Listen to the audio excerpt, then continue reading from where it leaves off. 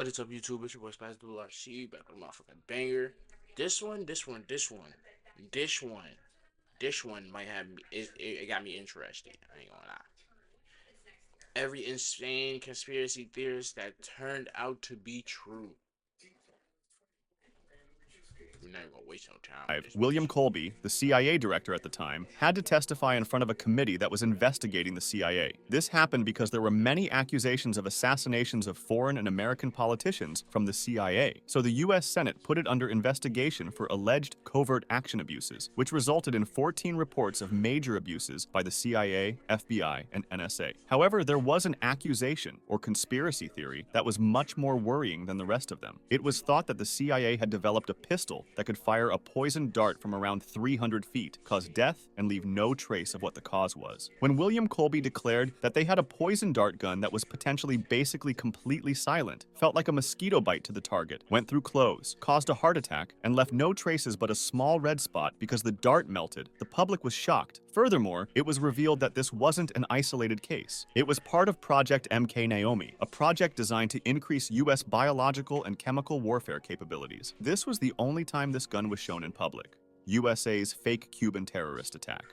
In 1962, during the Cold War, tensions between the US and Cuba were high because Fidel Castro had risen to power in Cuba and allowed communists to join the new Cuban government, nationalized US businesses, and improved relations with the Soviet Union. Furthermore, the Cuban Missile Crisis happened when the Soviet Union placed nuclear missiles capable of hitting the US on Cuban soil after the US placed theirs on Italy and Turkey. Operation Northwoods was a plan by the United States Department of Defense to stage terrorist attacks against American citizens and blame the Cuban government in order to justify a war against Cuba. They wanted to hijack civilian planes and make them appear as if US Air Force planes were shot down by Cuba, to simulate the downing of a US fighter jet off the coast of Cuba, to blow a US ship, and to organize terrorist attacks in US cities. The plan also included creating a Cuban communist terror campaign in the Miami area, in other Florida cities, and even in Washington, which would involve bombing civilian targets. I would say it's Nah, like what the having another fuck? producer in Where the you room that getting- knows exactly what your Where this song nigga needs. getting all This his is info co-producer, from? the fastest way to find samples that fit your track. Yeah, I'm retired. I want to believe you, nigga, but can I? The plan was approved by the Joint Chiefs of Staff, but was ultimately rejected by President John F. Kennedy because it would have been too risky and could have led to a full-scale war with the Soviet Union. CIA's fake animals.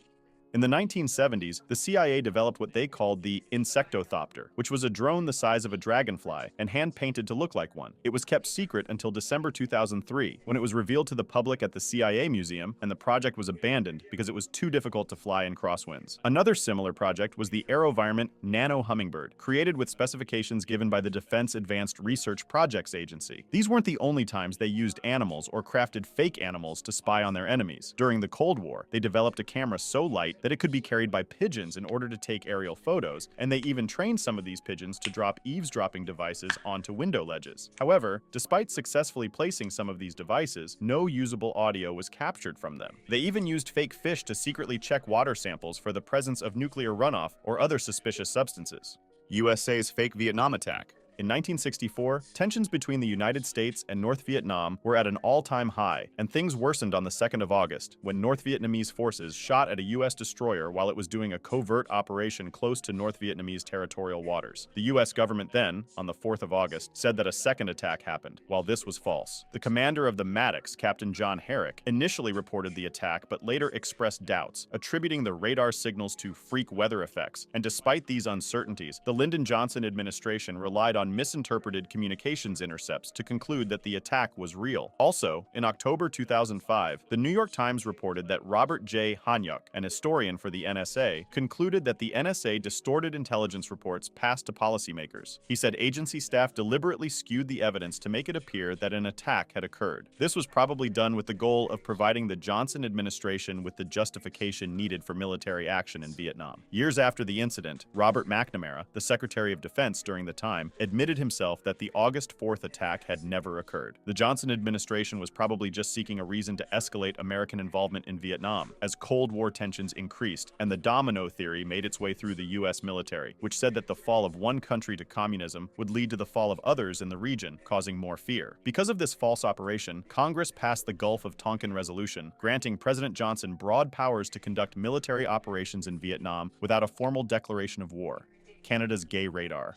At that time, homosexual people were persecuted by the Canadian government, and they were trying to find new ways to get rid of them from public jobs, especially the police and military. In the 1960s, Dr. Frank Robert Wake, a psychology professor at Carleton University, developed what's called the gaydar or fruit machine, which was a series of psychological tests with the purpose of identifying gay men. It worked by using erotic images and what were thought to be homosexual words to see if there were any physiological changes that could point to a sexual arousal, such as the dilation of their pupils. Of course, this machine was completely pseudoscientific and unreliable. The room's light could change the dilation of the pupil, and many more outside variables made it faulty. Nonetheless, these So what I'm hearing is you had a bunch of niggas fucked up and put them on a gaydar, and them niggas, feel me, the light fucked them up, opened their eyes and shit, and you thought he was gay. And you killed him. caused hundreds, if not thousands, of people to get fired. The U.S. government poisoned alcohol. From 1920 to 1933, the United States banned alcohol, entering the Prohibition era. This made the alcohol black market flourish, enabling criminal organizations like the mafia to enrich themselves. So the United States government had to find a way to stop this. They went to extreme lengths to try to reduce the black market's activity and to make people stop drinking, but their efforts had poor results. So the government became frustrated and started adding large amounts of methyl alcohol, a substance that made the illegal drinks really dangerous, as a very small amount of undiluted methyl alcohol could kill a human being. This was probably done thinking that the black market sellers would have avoided selling poisoned alcohol to their customers, as they would have lost them when they died. But they didn't take into account that the demand for illegal alcohol was so booming at the time that the sellers didn't really care about their customers' lives. You need an LLC. It's protecting you. It's keeping your business and your personal life separate. So go to Taylor Brands, enter your LLC state, choose your business name, answer a few questions, and that's it. Type shit. Lives. The effects quickly showed. In 1926, in New York City, 585 people died from this government action, and over 5,000 fatalities from this poisoning. At least a 600% increase from the previous deaths from alcohol were said to have resulted in the entire country. CIA's fake vaccines.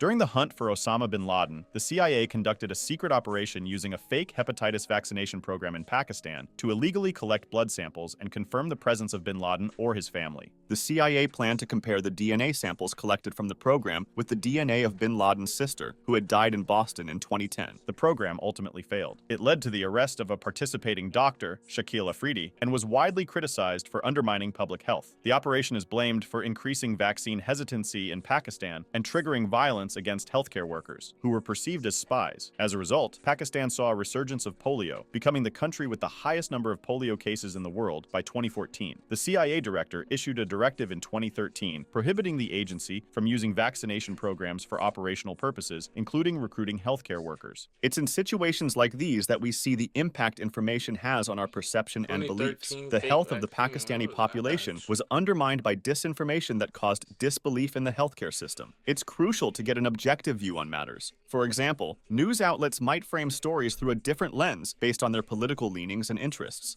Fortunately, today's sponsor, Ground News, addresses this issue by enabling us to see a broader, unbiased perspective by gathering information from a multitude of sources. For example, it has been reported that Mexico warned they would impose their own tariffs in retaliation if Trump were to impose a 25% tariff on Mexican goods. 348 sources reported on this, primarily from the center, with less coverage from right and left-leaning outlets. This creates what Ground News calls a potential blind spot in critical analysis for people who typically consume right and left-leaning sources. The differences in coverage between political leanings are clear. For example, a right-leaning source calls Trump's tariff proposition a threat, while a left-leaning source describes the situation in a more intense way. Ground News doesn't tell you what to think. They gather the world's news to help you come to your own independent conclusions. One of my favorite features is their blind spot feed, which shows you stories underreported by one side of the political spectrum, so I can see stories I normally wouldn't have. I really think Ground News' mission aligns with what I aim to do here on my channel, so go to ground.news/TPE to stay informed with context you can't find anywhere else. Or scan my QR code for 50% off the same top-tier Vantage plan I use for unlimited access to all their features. Thanks again to Ground News for sponsoring this.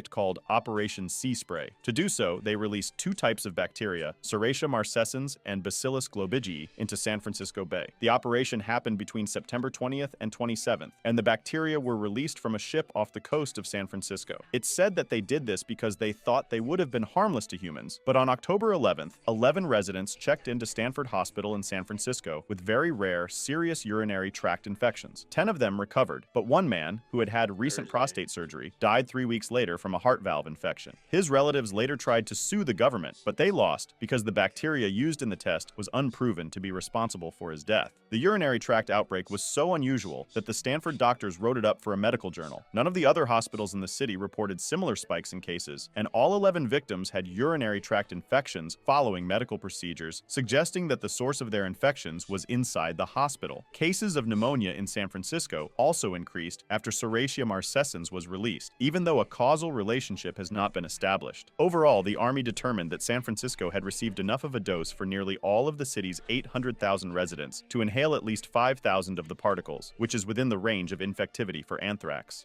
Project Sunshine.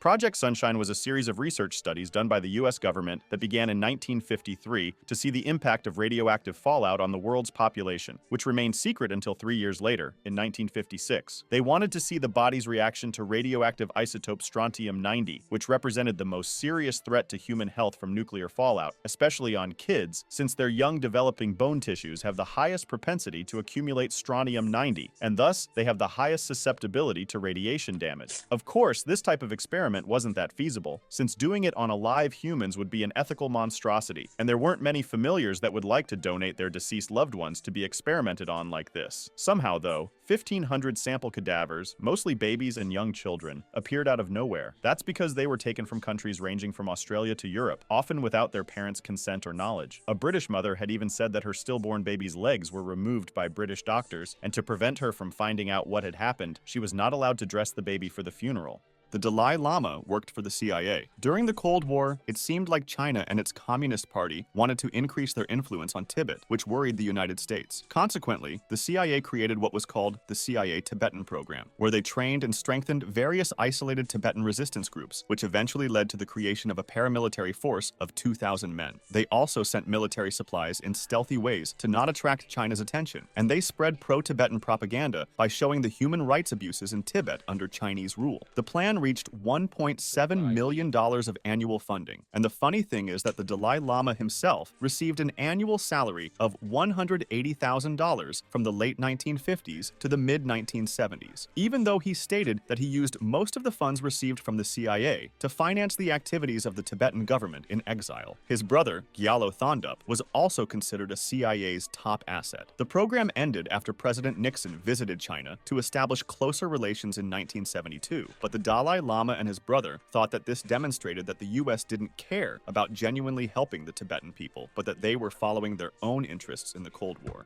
The US president's wife became the real president.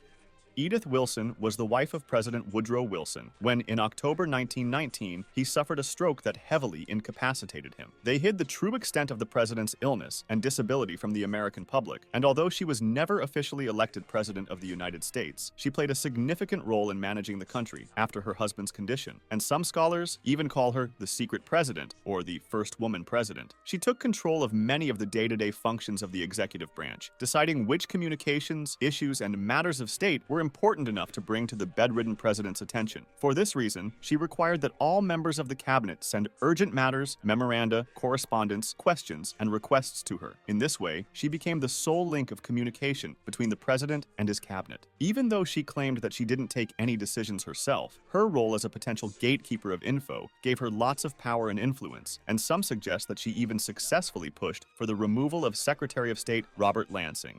CIA's cat spies.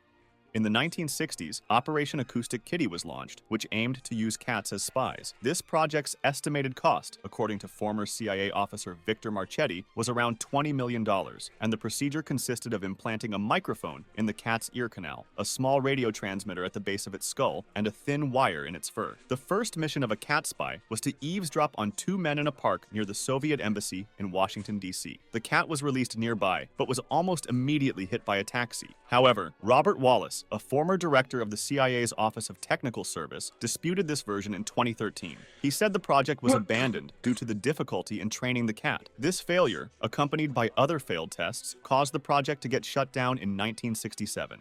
USA's gay bomb.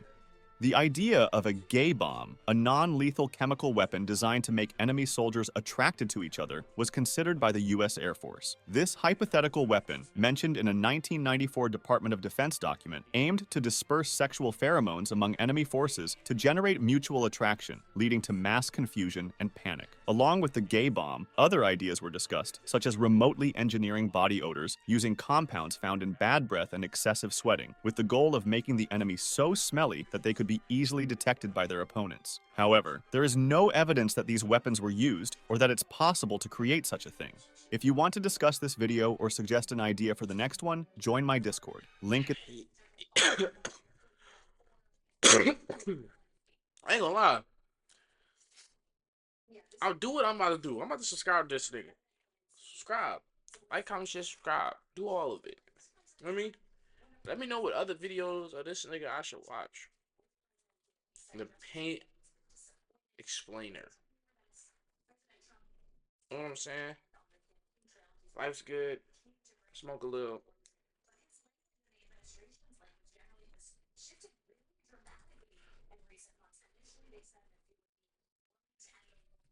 Deuces.